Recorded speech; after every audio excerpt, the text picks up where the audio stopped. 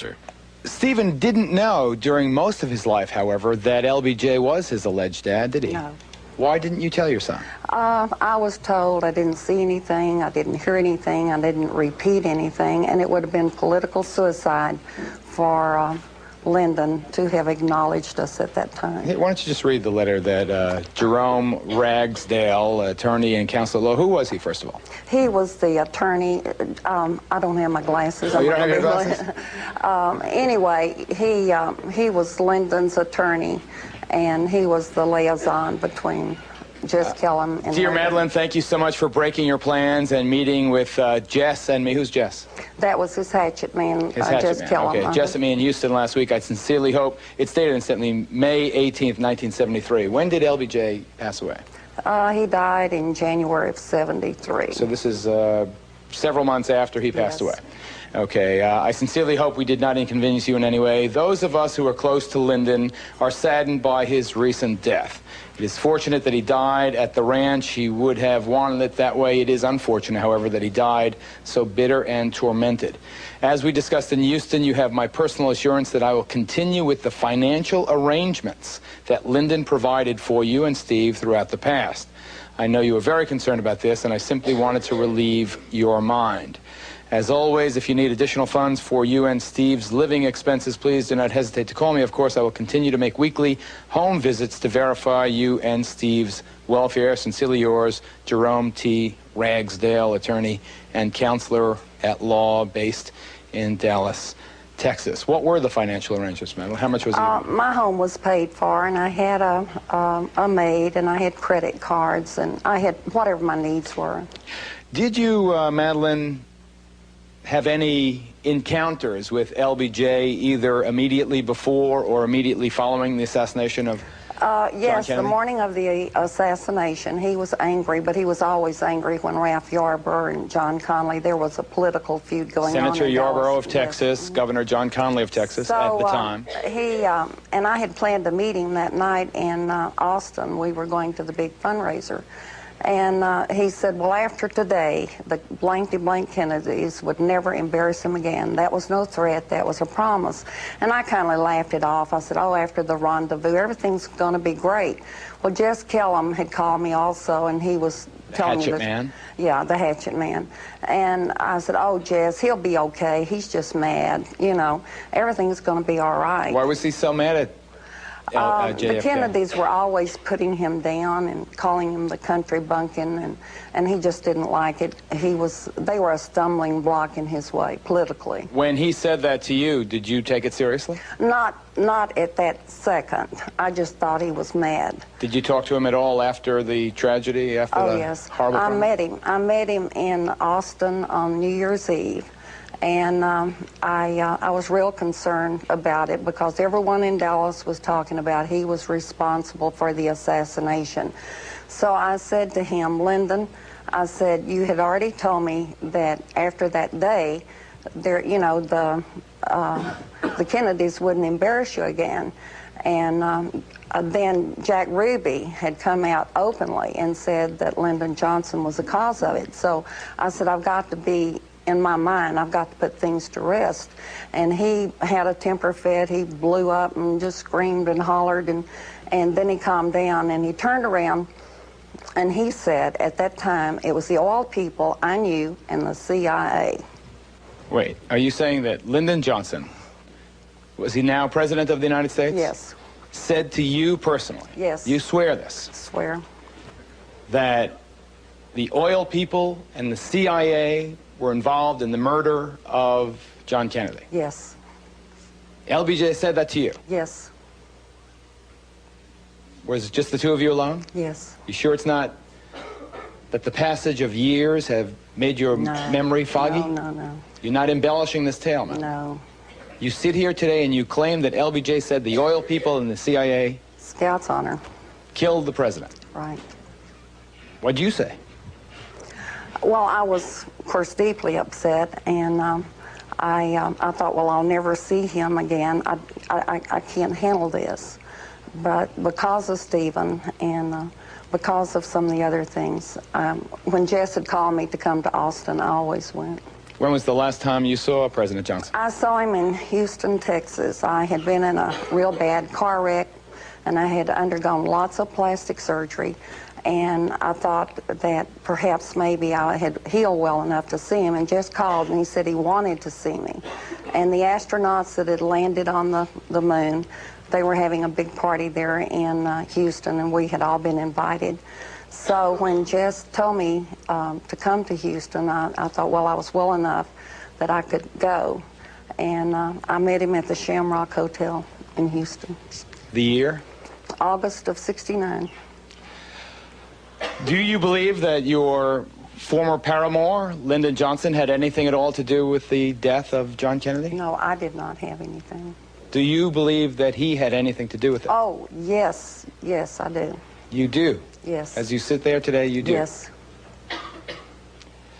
Did you know what he was talking about? I knew the people that he named, yes, I certainly did.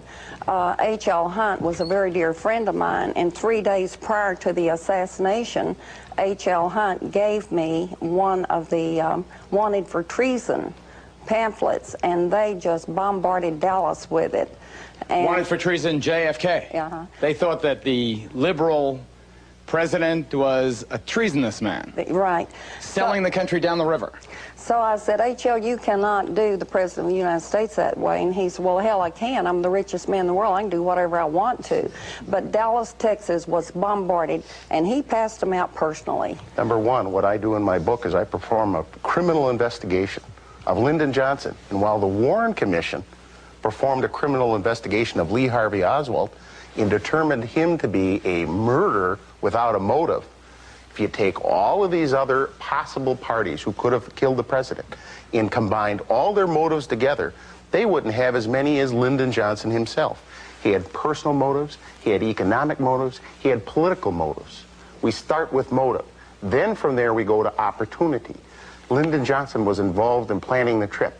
After we go to opportunity and you look at the Texas connection, which is what my book is about, everything that was involved in this assassination, pre and post, Lyndon Johnson was involved in. We can go to Jack Ruby. Ask Madeline Brown how she met Jack Ruby. Did you meet Jack Ruby, Madeline? Lyndon Johnson's attorney introduced me to him. Go on. I'm serious. Where? I was coming out of Neiman Marcus, and happened, of course, I knew the attorney, and he was standing talking to Jack Ruby, and he says, I want you to meet Jack Ruby. And so I still... Wait a second. When was this? Oh, 1952, I think. Way back. 10 years before the assassination? Oh, yeah. So Lyndon Johnson's attorney, which one? Jerome Ragsdale. The same guy who wrote you the letter Yes. after LBJ died Yes. and said that the financial arrangements would be continued. He was standing with Jack Ruby, you say? Yes. Did you ever tell any of the authorities this? Yes. Who'd you tell? Well, I told, well, not the Warren Commission. They didn't talk to me. They didn't ask you No. to testify? No, I was Go told. on. I was told if they contacted me in any way... They should watch some talk shows, these guys. What'd you say, James? I said the Warren Commission didn't even talk to the closest witnesses to the assassination. Bill and Gail Newman, you know, they were right there. We all remember the pictures of them shielding their children on the grassy knoll.